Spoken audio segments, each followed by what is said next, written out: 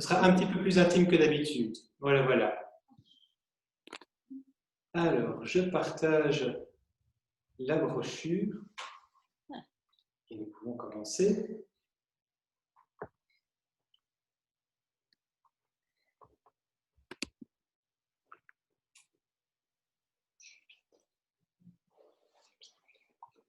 Ok, bonjour tout le monde. Nous sommes à Saint-Hervé pour notre célébration aujourd'hui. Au nom du Père et du Fils et du Saint-Esprit. Amen. Ô amour qui tout dépasse, joie du ciel chez nous descend. Fais briller sur nous ta face, purifie nos pas ton sang. Toi, Jésus, amour immense, affermis nos cœurs tremblants, fais-nous sentir ta puissance, prends pitié de tes enfants. Souffle ton esprit de gauche et les arbres par la foi de notre sainte image, de notre repos en toi. Ô péché, tu nous arraches, tu l'alpha, l'oméga, et tu nous rends purs sans tache. Nous sommes des ici-bas. Viens, Seigneur, et nous délivre, aide-nous tes temples saints. De ta vie, nous pouvons vivre, sans fin selon ton dessein. Et avec les cœurs des anges, nous te servirons toujours, te chanterons des louanges à l'autel de ton amour. Et ta création nouvelle, terre neuve et nouveaux cieux, sera restaurée plus belle, transformée devant nos yeux.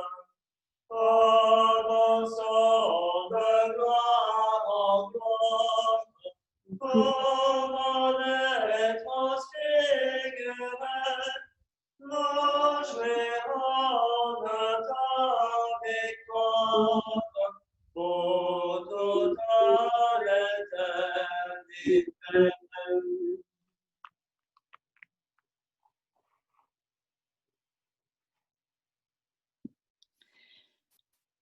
Le Seigneur soit avec vous. Prions. Accorde-nous, Seigneur, d'avoir plus l'amour des biens du ciel que le souci des choses de la terre. Et dans cette vie passagère, de nous attacher à ce qui demeure, par notre Seigneur Jésus-Christ, ton Fils, qui vit et règne avec toi dans l'unité de l'Esprit Saint, Dieu dans tous les siècles des siècles. Amen.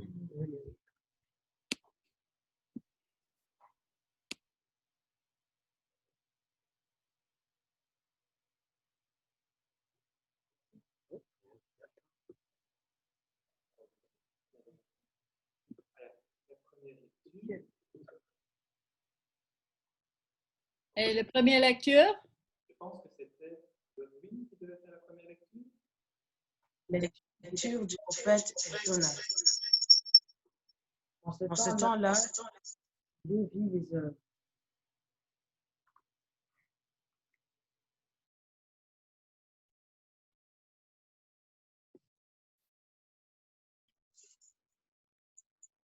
Lecture du prophète Jonas.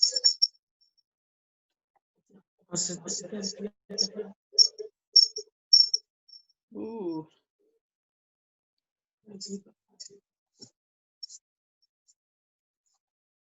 Hmm.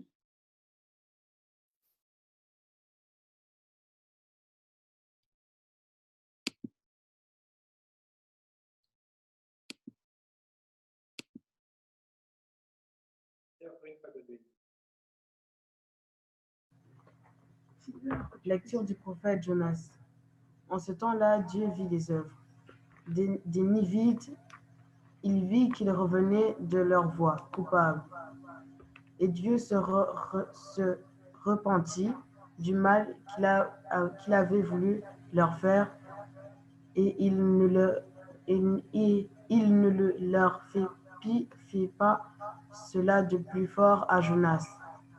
Et il fut irrité, il implora le Seigneur et il dit, « Ah Seigneur, n'est-ce pas que je disais, quand j'étais encore dans mon pays, c'est ce que je voulais prévenir en fuyant à Tarsis, car je savais que tu es un Dieu, compatissant et miséricordieux, lent à la colère et riche en bonté, et qui te répand du mal. Maintenant, Seigneur, prends-moi donc la vie, car la mort m'est préférable à la vie. »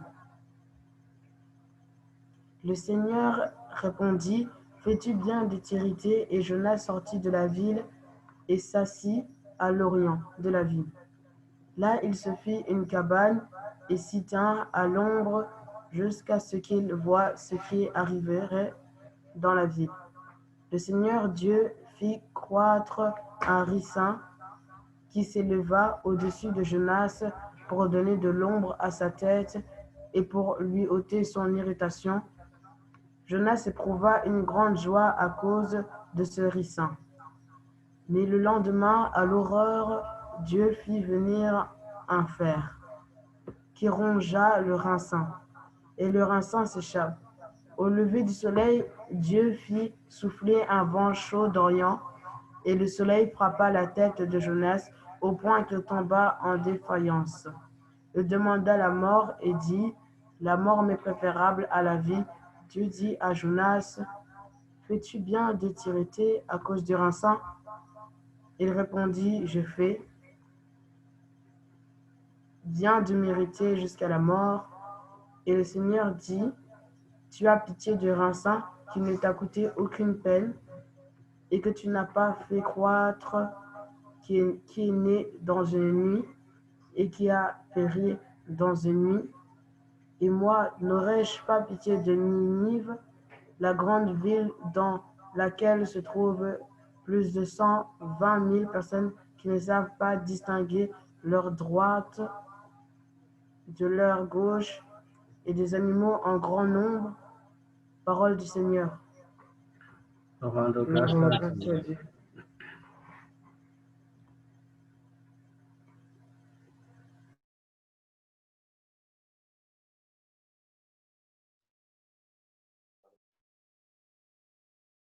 Reflet du Père et son vrai Fils, j'ose son éclat Jésus le Christ, lumière de lumière éclaire, des cœurs chassant le soir éclaire, alors que le soleil vacille, et que la nuit a tout saisi. Après le jour et ses ennuis, repose-nous pendant la nuit. Par toi si l'éclairage est lent, qu'il veille à notre jugement. Terrestre soit la pluie constante de tes élus qui t'aiment tant. Si notre corps est de la fatigue affalée, fait que l'intelligence élève vers toi depuis son corps volé. Unique espoir sauveur puissant, exauce les souhaits des saints, des gens acquis par ton saint sang, versé sur la croix innocent. Dans tous les siècles, tout son cœur, rendons au Père à gloire, honneur, et à toi, Fils rendu vainqueur, et à l'Esprit Dieu de douceur. Amen. Pour la deuxième lecture, si je ne dis pas de bêtises, c'est plutôt le Carme.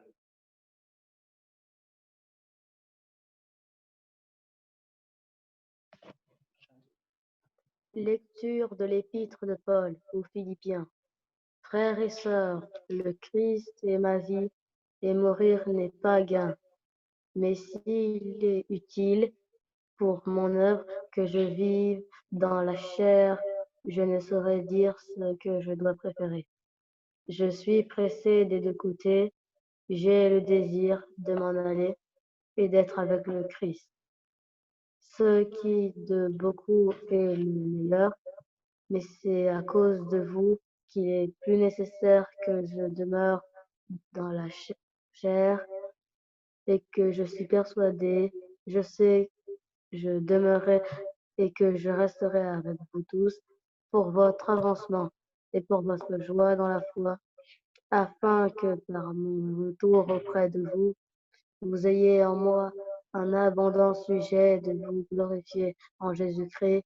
Seulement conduisez-vous d'une manière digne de l'évangile de Christ, afin que soit que je vienne vous voir ce que je reste absent, j'entends dire de vous que vous demeurez ferme dans un même esprit de combattant, d'une même âme, la foi de l'Évangile, sans vous laisser aucunement effrayé par les adversaires, ce qui est pour eux une preuve de perdition, mais pour vous de salut, et cela vient de Dieu, car il vous a été fait grâce par rapport au Christ, non seulement de croire en lui, mais encore de souffrir pour lui, en soutenant le même combat que vous m'avez vu soutenir et que vous apprenez maintenant que je soutiens encore. Parole du Seigneur. Alléluia, Alléluia, Alléluia, Alléluia, Alléluia, Alléluia, Alléluia, Alléluia, Alléluia.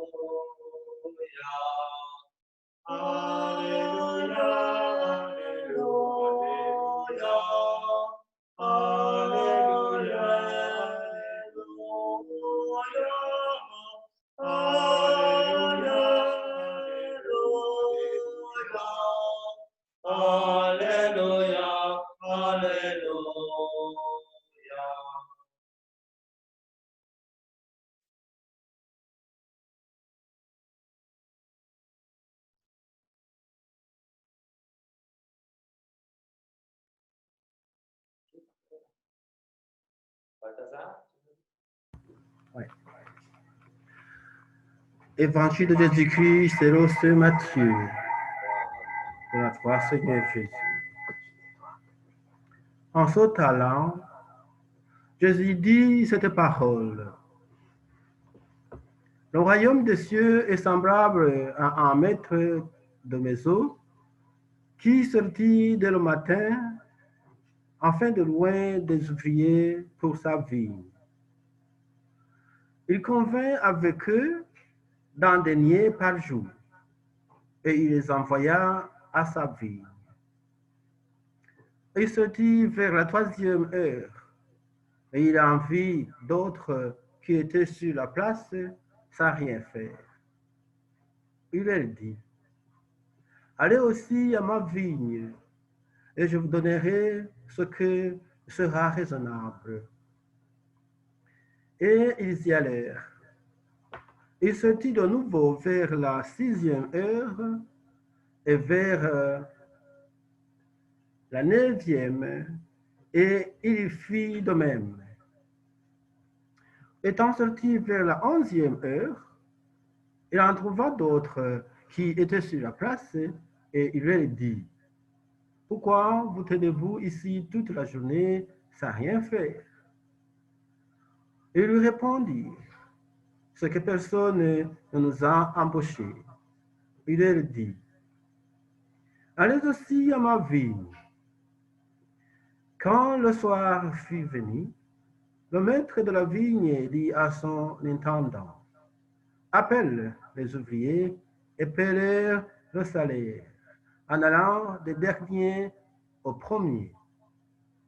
Ceux de la 11e heure virent et requirent chacun un denier.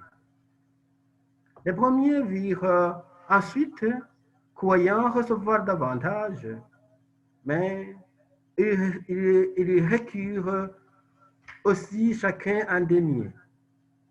À les recevoir, ils murmurèrent contre le maître de la maison et dirent, ces derniers n'ont travaillé qu'une heure. Est-il fait à l'égard de nous qui avons supporté la fatigue du jour et la chaleur? Il répondit à l'un d'eux, mon ami, je ne te fais pas tort. N'es-tu pas convenu avec moi d'un denier? Prends ce qui te revient et va-t'en. Je vais donner à ce dernier autant qu'à toi. Ne m'est-il pas permis de faire de mon bien ce que je veux? Ou vois-tu d'un mauvais œil que je sois bon? Ainsi les derniers seront les premiers, et les premiers seront les derniers. Acclamons la parole de Dieu. Louange à toi, Seigneur Jésus.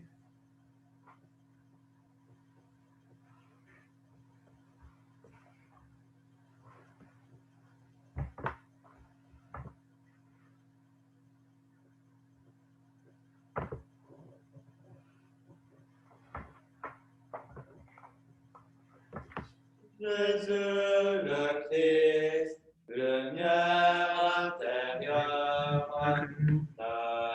ne laisse pas mes ténèbres m'envahir.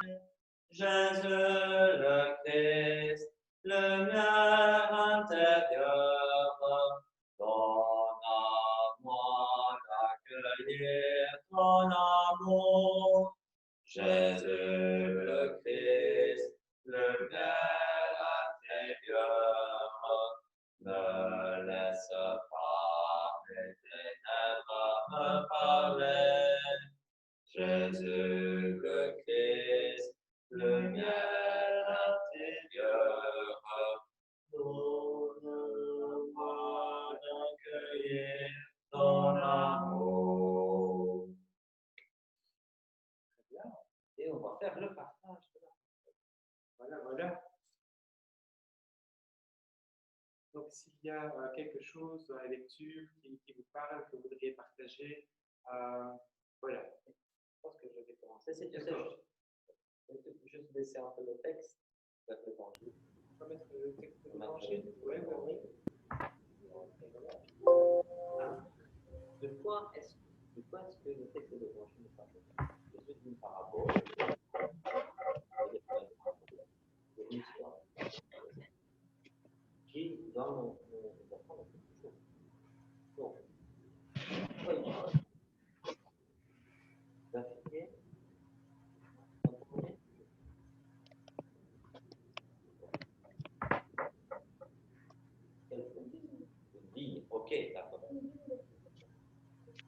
une vigne de raisin. Et donc, il y a un homme qui a une vigne, hein, mais pas seulement une plante, mais qui a beaucoup de vignes, avec beaucoup de raisins. Et il ne sait pas les cueillir tout seul. Okay? Donc, qu'est-ce qu'il fait? Exactement. Et non seulement il demande de les aider, mais il va leur payer. Donc, il doit leur payer combien il dit qu'il va leur payer? Un denier. Qu'est-ce que c'est qu'un denier? Du temps de Jésus, c'était une pièce qui était, qui était le salaire d'un ouvrier pour une journée. Donc, les travaux des champs, quelque chose comme ça. Donc, ceux qui avaient des terrains et qui faisaient venir des ouvriers et leur payaient un denier, ça veut dire l'argent pour une journée de travail. Hein? Donc, si vous savez, si nous avons acheté des choses au magasin, vous avez déjà acheté des choses au magasin avec vos parents? Oui, avec notre argent. Avec votre argent, ok. Oui, mais tu as acheté avec de l'argent. Et l'argent, tu l'as eu comment? C'est de l'argent de poche. L'argent de poche. Donc, vos parents vous en donnent. Oui, parce que... Et vos parents, comment est-ce qu'ils ont l'argent? De travailler. Exactement. Donc, pour avoir de l'argent, il faut travailler. Et donc, ici, on a ce maître de la vigne, okay, qui demande à des ouvriers de venir l'aider à ramasser le raisin et il leur donne un denier. Okay. Et qu'est-ce qui se passe après? Ils peuvent acheter des choses. Oui, mais dans notre histoire. Donc d'abord, il dit à des ouvriers, à quelle heure? À la 3e heure du jour, ça veut dire 9 h du matin.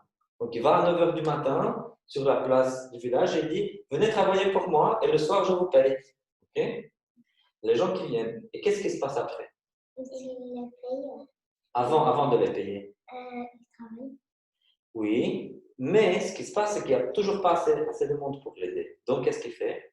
À midi, il retourne à la place du village et il trouve d'autres personnes. Et il leur dit, venez travailler pour moi, n'est-ce pas? Et je vous donnerai combien? Un denier. OK? Et puis, les gens travaillent encore. Et à la 9e heure, ça veut dire à 15 heures, qu'est-ce qu'il fait? Non, il retourne encore à la place et il va encore chercher du monde. Et qu'est-ce qu'il dit? Je vais vous donner un denier. Okay. Donc, il y a des gens qui viennent, qui travaillent. Et quand la journée est finie, à 4 h de l'après-midi, la journée est finie, il va payer à tout le monde. Et combien il paye à tout le monde? Un denier. Alors, est-ce que vous trouvez que c'est juste? Donc, des gens qui ont travaillé depuis le matin à 9 h jusqu'à 4 h de l'après-midi, hein, comme vous, quand vous allez à l'école, depuis le matin jusqu'au soir, ils reçoivent un denier. Mais il y en a eu qui n'ont travaillé que de 3 h à 4 h, ils travaillent qu'une heure. Et ils ont reçu un denier. Est-ce que c'était juste? Est-ce qu'ils devaient recevoir plus ou moins? En principe, ils devraient recevoir moins. Sauf que ce maître de vigne, il est généreux. Donc, il donne à tout le monde la même chose. Donc, même s'ils ont travaillé qu'une heure. Okay? Alors, c'est un conte, okay, que Jésus dit. Et qu'est-ce qu'il y a derrière le conte? Derrière le conte, c'est que qui est en réalité le vigneron? Donc, un conte, vous comprenez, donc c'est que ce n'est pas vraiment vrai. Donc, c'est une façon juste pour l'imagination. Et donc, mais le conte, donc c'est ça une parabole, un conte, c'est pour nous, okay, pour nous apprendre quelque chose. Okay. Et donc, en réalité, qui est le maître de la vie? Dieu. Dieu est le maître de la vie. Okay. Et la vie, c'est quoi? C'est une plante qui oui, fait à manger. C'est une plante qui fait à manger, mais je veux dire, à quoi ça correspond dans la vie réelle? Donc, la vie qui est dans le conte, ça correspond à quoi dans la vie réelle? Ça correspond à tout ce que Dieu nous demande de faire pour lui. Tout notre travail, tout notre service auprès de Dieu. Parce qu'il nous a donné la vie, c'est grâce à Dieu que nous sommes venus à la vie. Il nous donne tout, il nous donne plein de choses à faire. Alors, il y a des gens dans la vie qui ont travaillé pour Dieu toute leur vie. Il y a des gens qui ont travaillé qu'un peu à la fin de leur vie. Et quand même, tout le monde aura un denier, pas moins. Et pourquoi? Et pas plus. Un denier. Ça veut dire quoi? Que le salut que nous recevrons, le bonheur éternel que nous recevrons, c'est la même chose pour tout le monde. Parce qu'en réalité, nous ne travaillons pas pour Dieu pour gagner notre salut. Dieu donne gratuitement.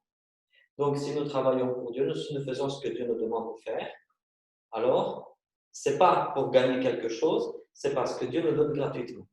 Mais il veut que nous participions. Il veut nous voir travailler à sa vie, pour le mettre dans le compte. Okay? Donc, c'est ça que ça veut dire pour notre vie. Pour notre vie. Voilà, la vie. Et alors, dans la première lecture, on a le prophète Jonas. Et qu'est-ce qu'il fait le prophète Jonas? Enfin, l'histoire de Jonas est très longue. Ici, on n'a que la fin de l'histoire. Et en fait, il y a une grande ville qui s'appelle Ninive, qui est très loin d'ici. Et Dieu a dit, moi, ces gens-là, ils font que des mauvaises choses, je vais détruire la ville.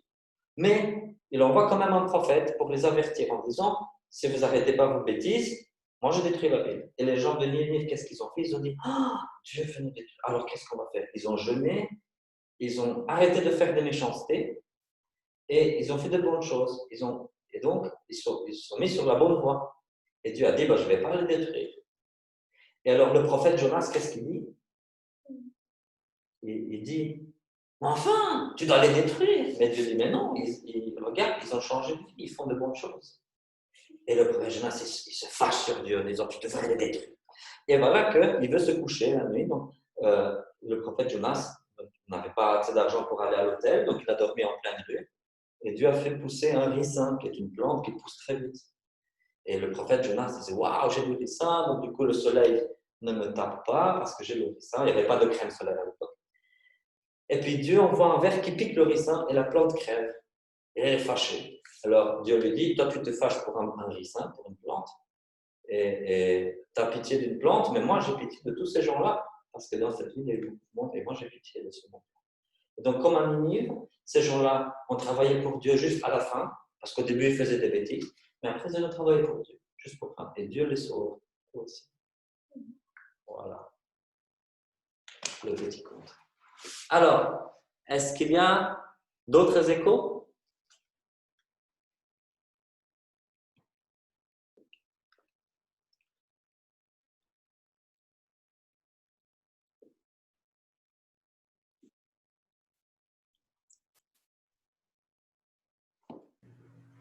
Oui, je peux dire un mot maintenant dans la deuxième lecture, puisque vous avez déjà nous donné de l'éclairage sur l'évangile et c'est la première lecture, Oui. ce qui est parfait.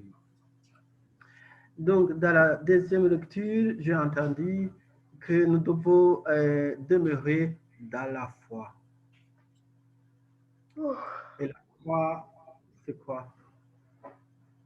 C'est quelque chose qui nous guide, mais en dos venant de Dieu. C'est en dos. Sans la foi, on ne peut pas vraiment vivre. Même les chrétiens, ils ont besoin de la foi. Les non-chrétiens, ils ont besoin de la foi. Les enfants, les étudiants, ils ont besoin aussi de la foi. Laisser quelque chose à la maison et dire que, bon, je suis sûr que personne ne va l'apprendre. Ça fait partie d'un exemple de la foi. Aller à l'école et dire que ben, je vais réussir. Ça fait partie de la foi. Ça ne demande pas simplement d'être chrétien, mais aussi dans notre pays, dans notre période, surtout de Covid, nous avons besoin de cette chose de foi, de force qui nous donne la vie de sortir aussi. Dit que oui, il y a le problème de Covid, mais on peut sortir. Dans la vie quotidienne, nous avons besoin, oui, c'est la confiance. Nous avons besoin de la confiance en Dieu. Et il nous dit, demeurez dans la foi, évitez tout ce qui est de perdition. Donc, qu'est-ce qui est de perdition? Il y a beaucoup de perdition à cette période. La peur de Covid, la peur de sortir, la peur même d'un masque. Si je mets un masque, je ne vais pas respirer. Alors voilà, ben bon. Donc, évitez tout ce qui nous met dans la peur. Donnons nos cœurs en Dieu, puisqu'il est miséricordieux et il nous guide vers la foi, vers son trésor qui est le salut, et le salut qui est pour tout le monde. Voilà un petit mot que j'ai entendu sur la deuxième lecture. Je voudrais ajouter sur la deuxième lecture sur l'épître, très brièvement. Quand Paul dit je préférerais mourir pour être avec le Seigneur plutôt que de rester ici, mais je sais que le Seigneur a besoin de moi ici. Et c'est très important. Il y a peu de textes dans le Nouveau Testament, mais c'est l'un de peu de textes qui parlent de la vie après la mort, avant la résurrection finale. Parce qu'il y a cette vie-ci, il y a l'état entre la mort, notre mort et notre résurrection, et puis l'état après notre résurrection. Et notamment ici, il s'agit de la doctrine de l'immortalité de l'âme.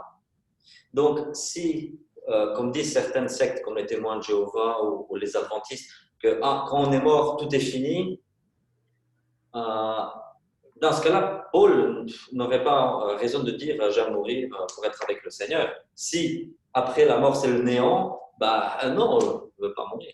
Mais voilà, bien sûr que ça ne veut pas dire qu'il faut penser tout le temps à ça, parce que le Seigneur nous demande d'être ici en vie et de travailler ici, de nous réjouir de cette vie. Mais voilà.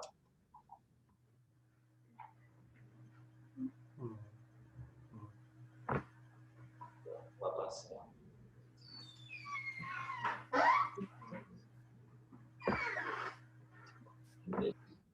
Oui, c'est très bien. Et les intercessions.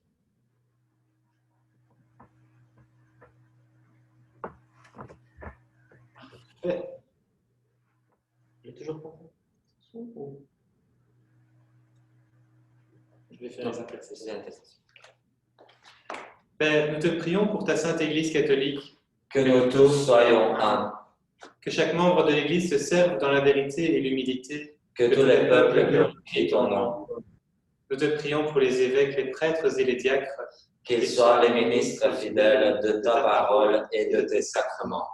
Nous te prions pour ceux qui nous gouvernent et ont autorité dans les nations. Que la justice et la paix règnent sur la terre. Accorde-nous à faire ta volonté en chacune de nos actions. Que nos œuvres trouvent grâce à tes yeux.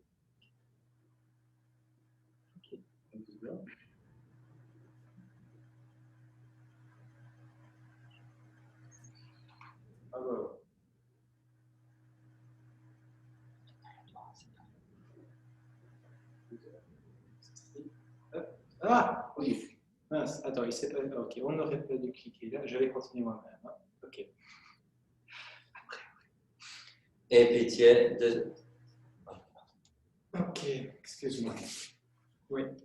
Aie pitié de ceux qui souffrent. Délivre-les de leurs angoisses.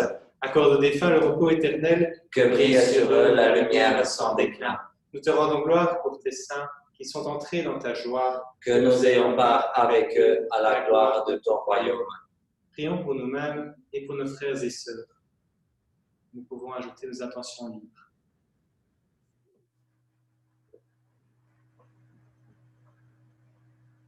Père éternel, nous te prions pour garder la foi, pour préférer mourir dans la foi que de mourir dans les bêtises de cette terre, qui sont perçables, qui sont de perdition. Non, ça reste à Dieu. Prions le Seigneur. On prie pour les réfugiés à Montréal et tous les réfugiés du monde.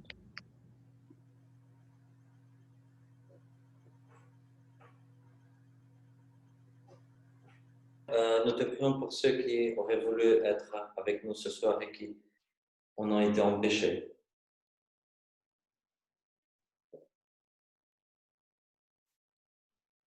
Nous prions pour ma mère, elle est malade, pour la guérison.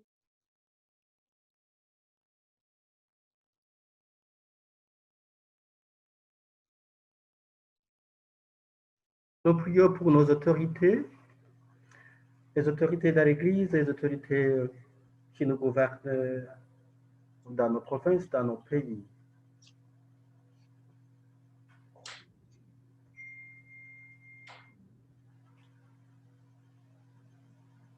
Nous prions pour les familles qui sont en difficulté, qui essaient de gérer leurs enfants et l'école. On prie pour les écoles et les directeurs.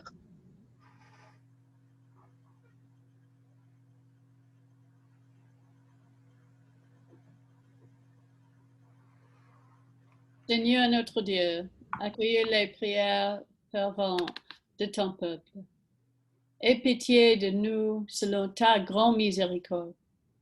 Fais descendre sur nous ta compassion et sur tous ceux qui se tournent vers toi, car tu es un Dieu bon et ami du genre humain. Et nous te rendons gloire, Père et Fils et Saint-Esprit, maintenant et toujours et dans les siècles des siècles. Amen. On prie ensemble. Notre Père qui es aux cieux, que ton nom soit sanctifié, que ton règne Vienne, ta volonté et ta volonté soit faite sur la terre comme au ciel. donne Donne-nous aujourd'hui notre pain de ce jour. Pardonne nos offenses, comme nous pardonnons aussi à ceux qui nous ont offensés. Et ne laisse pas entrer en tentation, et délivre-nous du mal, car c'est à toi qu'appartiennent le règne, la puissance et la gloire pour les siècles des siècles. Amen. Amen.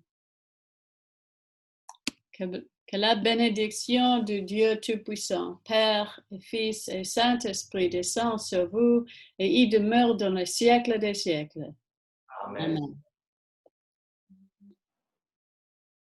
Le jour s'éteint, la nuit s'installe, toi Dieu demeure dans les cœurs.